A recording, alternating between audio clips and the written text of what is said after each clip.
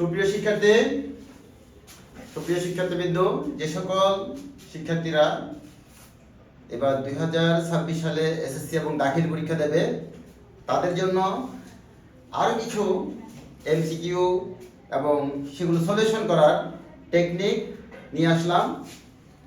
আমরা দেখব অনুপাত সমানুপাত অর্থাৎ 11.1 একটি এমসিকিউ, এটি কিভাবে 30 সেকেন্ডের আগেই আমরা সমাধান করে ফেলতে পারি সেই ব্ল্যাক ম্যাজিকটি আমি আজকে তোমাদের আবার শেখাবো।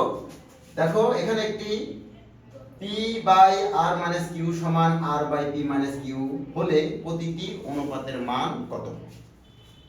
এটি সাধারণত আমরা করে থাকি দুটি অনুপাতের মানকে কে ধরে করে থাকি, সেখান থেকে কে এর মানটা বের করে এরপর আমরা মানে বলে দিতে পারি যে প্রতিটি অনুপাতের মান এত।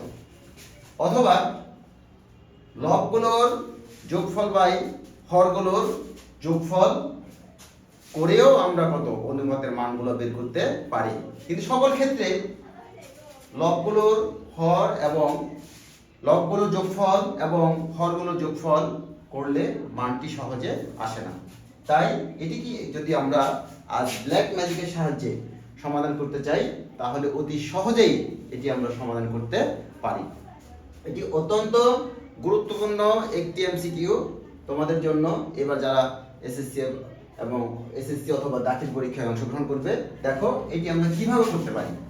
এখানে দেওয়া আছে p/r - q সমান r/p - q এবং বলা হয়েছে প্রতিটি অনুপাতের মান কত। এটি অন্য ক্ষেত্রে হয়তো আমরা এটি যোগ করে লবের সাথে লব যোগ এবং হরের সাথে হরকে যোগ করে করতে পারি। তবে এটির ক্ষেত্রে আমাদের আরেকটু মনে রাখতে হবে যে আমরা যেখানে যোগ করতে পারি, লবের সাথে লবকে যোগ এবং হরের সাথে হরকে যোগ করতে পারি, কিন্তু এটার ক্ষেত্রে যদি আমরা কত বিয়োগ করে দিই, দেখো লব থেকে লব বিয়োগ, হর থেকে হর বিয়োগ, তখন কি হয় p - r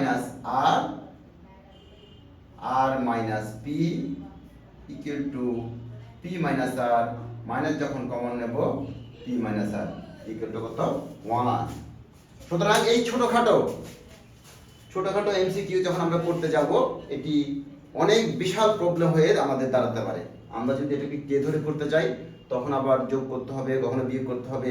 সুতরাং আমরা প্রথমেই দেখব যে লবগুলোর সাথে লবগুলো যোগ করলে এবং হরগুলোর সাথে হরগুলো যোগ করলে আমাদের প্রতিটি অনুপাতের মান আসে কিনা।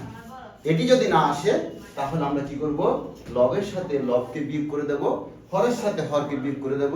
দেওয়ার পর আমরা দেখব যে আমাদের সেই কাঙ্ক্ষিত অনুপাতের মানটি আমরা পেয়ে গিয়েছি। এখানে অবশ্যই কত হবে -1। ওকে, সবাই ভালো থাকো, সুস্থ থাকো এবং তোমাদের কোনো মতামত থাকলে আমাদের জানিয়ে দাও। আমরা চেষ্টা করব তোমাদের মতামতকে সর্বাধিক গুরুত্ব দিয়ে তার সমাধান করার জন্য। আল্লাহ হাফেজ।